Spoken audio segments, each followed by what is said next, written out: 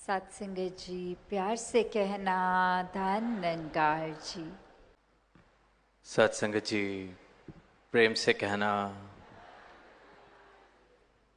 प्रेम से कही बात।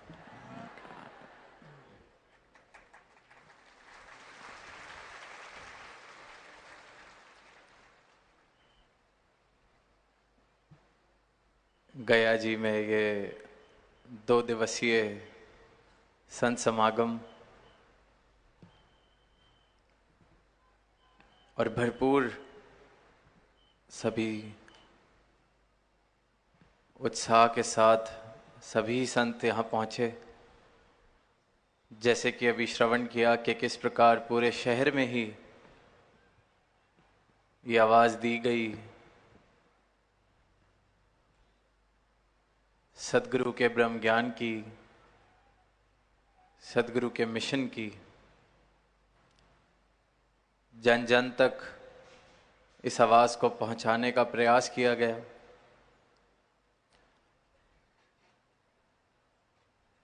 और किस प्रकार सबने सेवाओं में योगदान दिया। और इस जिस स्थान पर बैठे हम आज समागम का आनंद ले रहे हैं, इस समागम स्थल को एक सुंदर रूप दिया, सजाया अपने भावों से, अपनी कार सेवा से। और फिर वहीं ये भी सुनने को मिला कि किस प्रकार अन्य शहर के वासियों ने भी अपना अपना योगदान किसी भी रूप में सेवा पहुंचा कर किया। तो ये प्रमाण है इस बात का कि ये सदगुरु का जो ब्रह्म ज्ञान है, सदगुरु का जो ये मिशन है, ये एक एक मानव के लिए है। ये गलत फहमी अगर कहीं है कि ये कुछ चंद लोगों के लिए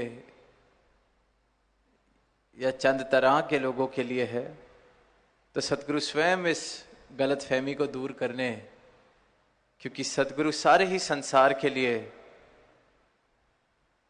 धरा पर आते हैं, सारी ही मानवता के लिए, कुल मानवता के लिए धरा पर आते हैं और सारी ही मानवता को इस प्रभु का ज्ञान, इस परमात्मा के दर्शन कराते हैं।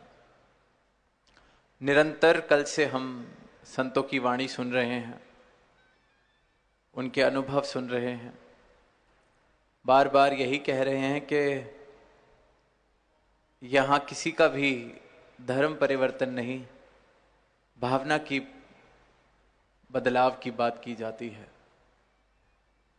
किसी के रहन सहन या खाने पीने के ढंग पर टीका टिप्पणी नहीं, बल्कि ये बताया जाता है कि ये तो सबको अपना ढंग मुबारक है, जो जैसे जी रहा है उसको वो जीना मुबारक है। हम ऐसी नज़र को प्राप्त करें, ऐसी दृष्टि को प्राप्त करें सदगुरु के ज्ञान से कि हम सबके अंदर इस परमात्मा के दर्शन कर सकें, हम सभी में इस प्रभु को देख सकें। तो सही मायनों में हम धार्मिक कहलाए जाएंगे, सही मायनों में हम निर्वाण के, मुक्ति की राह पर, भक्ति की राह पर चलते हुए खुद को कह पाएंगे।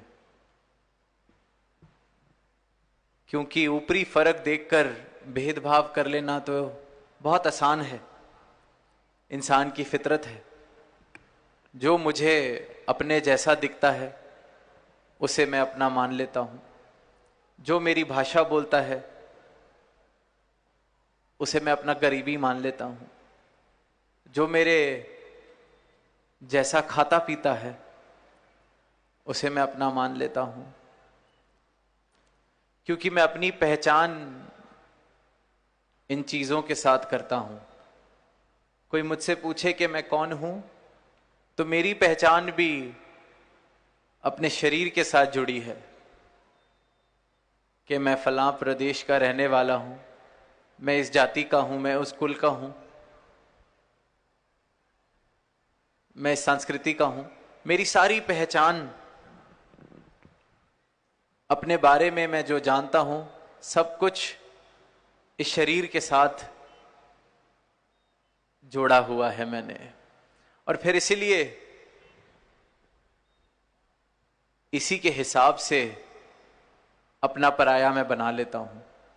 जो मेरी पहचान से मेल जोल खाते हैं वो मेरे अपने, और जो इस पहचान से मेल नहीं खाते उनके साथ एक दूरी बनती चली जाती है। और कई बार तो दूरी इतनी बड़ी कि नफरत का रूप भी ले लेती है।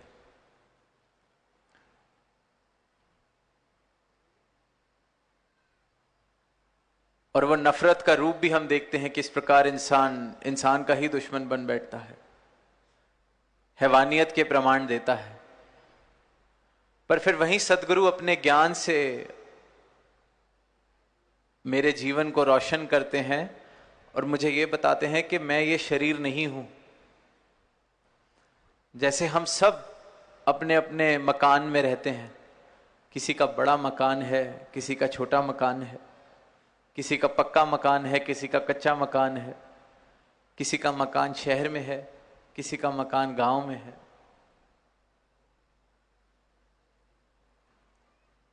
अब हम सब अपनी पहचान अगर अपने मकान के हिसाब से ही करने लग जाएं कि मैं अगर पक्के मकान में रहता हूं तो सिर्फ पक्के मकान वालों से ही मेरा उठना बैठना जान पहचान, या मैं अगर कच्चे मकान में रहता हूं तो सिर्फ कच्चे मकान वालों से ही मेरा उठना बैठना, खाना पीना, मेल जोल, या मेरा मकान शहर में है तो जिनका मकान शहर में है मैं सिर्फ उनके साथ ही बोलचाल रखूंगा। क्योंकि अपनी पहचान अगर मकान से बना ली तो मकान मुझसे भी बड़ा हो गया। अपनी पहचान का मुझे खुद ही अंदाजा नहीं है, इस मकान को ही अपनी पहचान अगर मैं बना लूंगा तो फिर इसी प्रकार के फर्क करूंगा, दीवारें खड़ी करूंगा। और यही गलती इंसान करता जा रहा है, खुद को ये शरीर मान बैठा है, ये भी एक तरह का मकान है जिसमें मेरा मूल रूप, असल रूप सफर कर रहा है, जिसे हम आत्मा कहते हैं। तो सद्गुरु अपने ज्ञान से मुझे यही बताते हैं कि तू ये शरीर नहीं है, ये स्थूल सत्ता, ये शरीर, ये अस्तित्व तेरा नहीं है। तेरा अस्तित्व तो ये सूक्ष्म आत्मा जो इस परमात्मा का अंश है। जैसे वो मकान हमारी पहचान नहीं है या हम मकान से अलग हैं, मकान में रहने वाला और मकान दोनों अलग चीजें हैं, इसी प्रकार इस शरीर में जो हम बस रहे हैं वो शरीर से अलग है। यह आत्मा इस परमात्मा का अंश है और ये सब में बराबर बस रही है, सबके अंदर एक एक मानव में बराबर बस रही है। इस बात से नहीं फर्क पड़ता कि शरीर काला है या गोरा है, नर का है या नारी का है। शरीर की पहचान किसी कुल से है या किसी जाति से है, ये सब तो इस शरीर की पहचानें हैं, इंसान ने खुद बनाई हैं। पर परमात्मा ने तो शुद्ध रूप से सबको एक बनाया है। और यही नजर सतगुरु के ब्रह्म ज्ञान से हमें प्राप्त होती है। फिर फर्क पता चल जाता है कि ये शरीर तो एक मकान जैसी एक वस्तु मुझे मिली है, रहने वाला कोई और, रहने वाला ये परमात्मा स्वयं। और परमात्मा के बारे में हम सब ने ही पढ़ा है, बिन पग चले सुने बिन काना। सत्संग में निरंतर सुनते हैं, वेदों में, शास्त्रों में अनेक अनेक तरह से ये लिखा है, बिन पग चले सुने बिन काना, कर बिन कर्म करे विधि नाना। कि ये परमात्मा ये स्थूल सत्ता नहीं है, कोई इसको हाथ नहीं चाहिए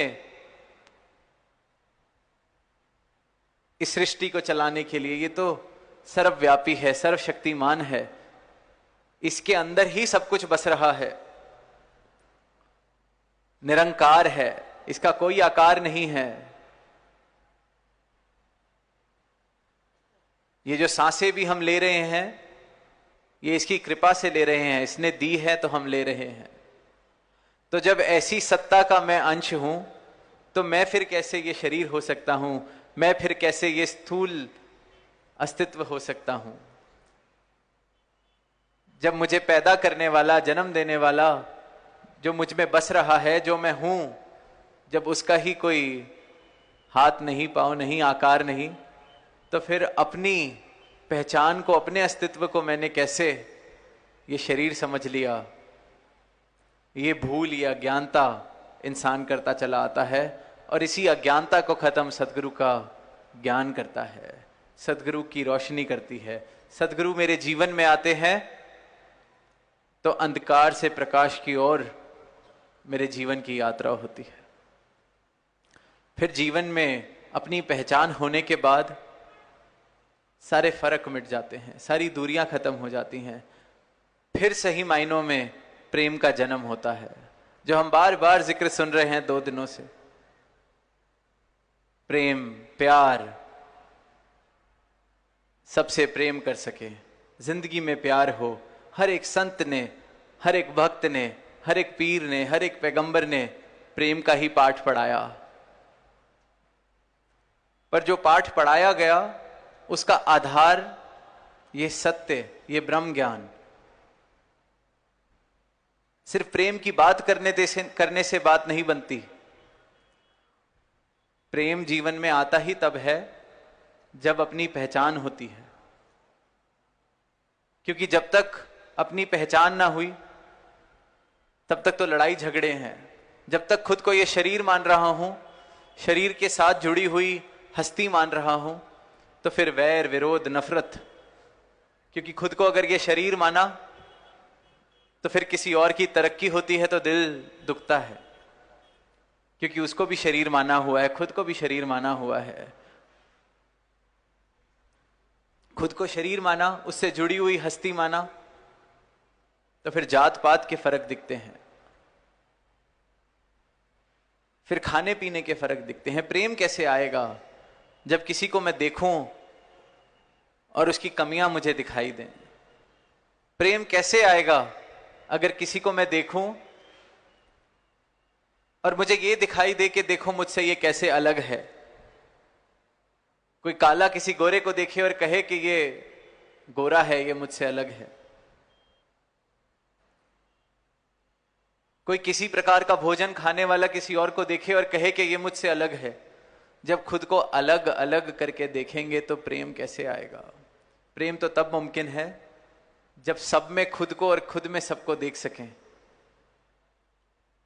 और इसे ही ज्ञान की दृष्टि कहा गया है, इसे ही ब्रह्म ज्ञान की दृष्टि कहा गया है। और यही दृष्टि सदगुरु देते हैं। और फिर वो जो पंक्तियां हम पढ़ते हैं इसी प्रांत की भाषा में कि प्यार बाटा जग में बहार बा, प्यार बिना जिंदगी बेकार बा,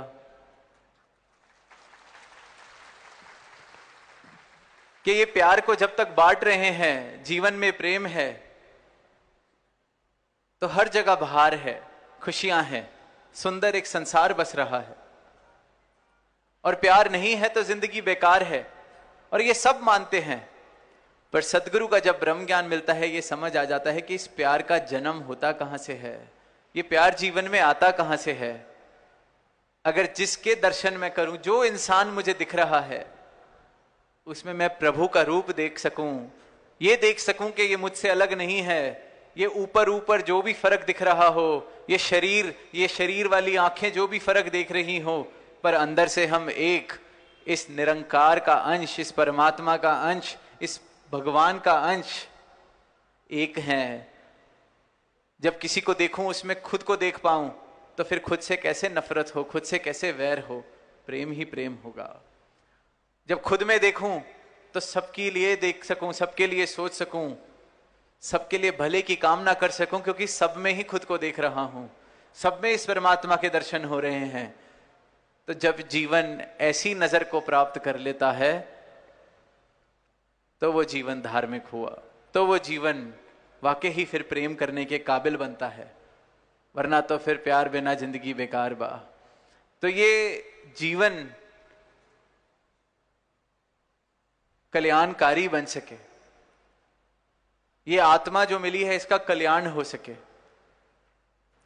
ये मानव तन जो मिला है ये जिस कारण से मिला है, जिस कार्य को करने के लिए मिला है, वो कार्य पूरा हो सके, इसलिए ये समागम रचे जाते हैं। इसलिए ये संत आवाज देते हैं कि इस नजर को प्राप्त कर लिया जाए तो जिंदगी में बहार ही बहार है, खुशियां ही खुशियां हैं, क्योंकि सब में मैं खुद को देख सकता हूं। सोच के देखें, जीवन में अगर ये नजर मिल जाए तो फिर कैसे छोटी छोटी बातों का कई बार जो बुरा लग जाता है, जीवन उससे ऊपर उठना शुरू हो जाता है, क्योंकि कहने लगते हैं कि कोई बात नहीं, अपना ही है। मैं भी तो कभी कभी ऐसे कर देता हूं। जीवन आसान होता चला जाता है, प्रेम जीवन में आने लगता है, रिश्तों में आने लगता है, घरों में आने लगता है। मेरे जीवन में अगर प्रेम है तो फिर मेरे जीवन के हर पहलू में वो प्रेम दिखने लगता है। तभी बात बनती है। सिर्फ कहीं बाहर दो मीठे शब्द बोल लेने से ये बात नहीं बनती कि बहुत प्रेम करने वाला इंसान है। जिसके जीवन में प्रेम हो, जो इंसान प्रेम करने वाला हो, उसके हर पहलू में ही प्रेम नजर आने लगता है, दिखने लगता है। तो जहां बार बार जिक्र हो रहा है कि ये फर्क मिट जाए, अभी कुछ दिन पहले ही होली का त्योहार, तो कैसे जब रंग लगा दिए जाते हैं तो सब एक जैसे ही दिखाई दे रहे हैं, सबके चेहरों पे रंग लगा हुआ है, सब एक जैसे, एक समान, पहचान भी नहीं पाते कौन है, किससे बात कर रहे हैं। कई बार तो ऐसा भी रंग लगा होता है। और सदगुरु जो रंग लगाते हैं उससे हम वैसे ही एक हो जाते हैं, ये एकत्व वाला रंग लगा देते हैं।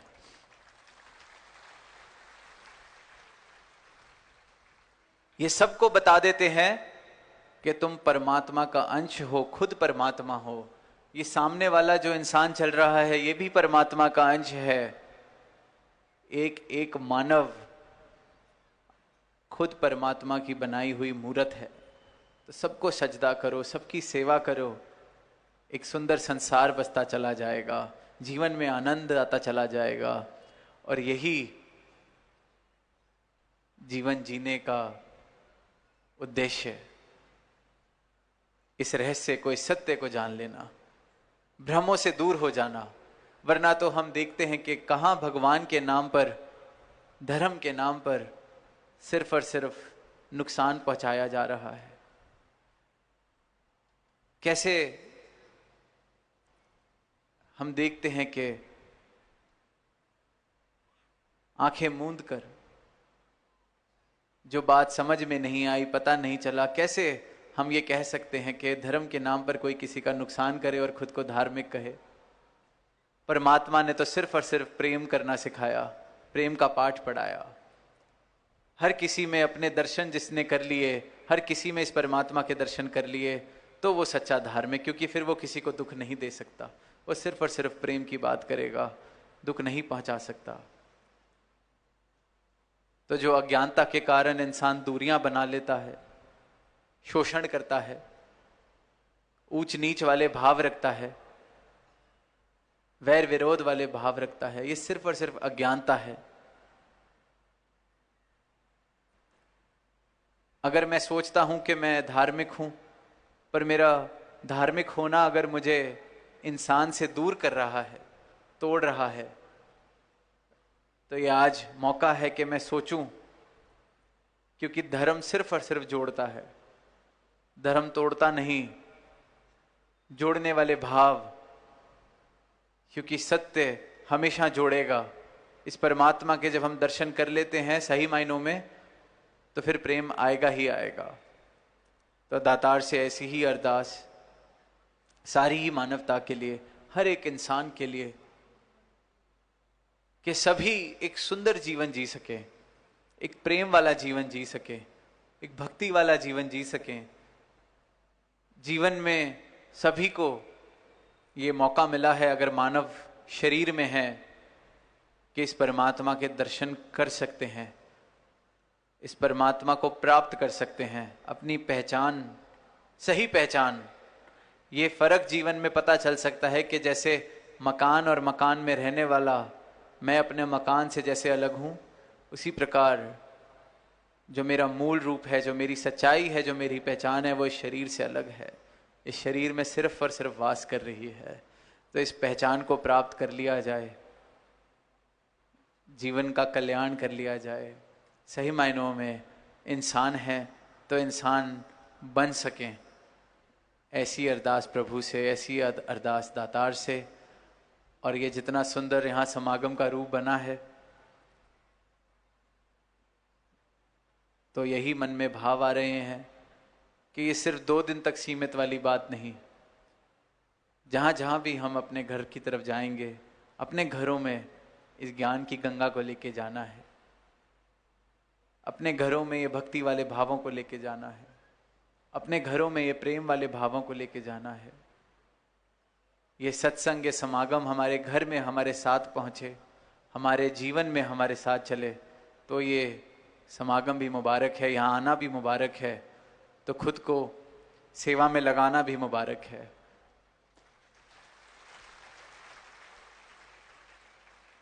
तो दास और शब्दों का सहारा ना लेता हुआ सबसे इजाजत चाहेगा, प्रेम से कहना।